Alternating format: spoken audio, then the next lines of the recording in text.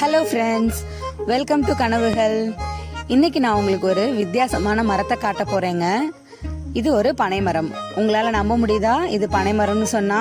ஆமாங்க, இது ஒரு பனைமரம் தான். முதல்ல இந்த இடத்துல முளைச்சது பனைமரம் தான். அதுக்கப்புறமா தான் இந்த இரண்டு மரங்களும் இதை சூழ்ந்திருக்கு. இந்த பனைமரத்து மேல பறவைகள் உட்கார்ந்து போடுற எச்சத்தின் மூலமா ஆலமரம் அப்புறம் அரச மரம் ரெண்டு மரமுமே இதை சூழ்ந்திருக்கு.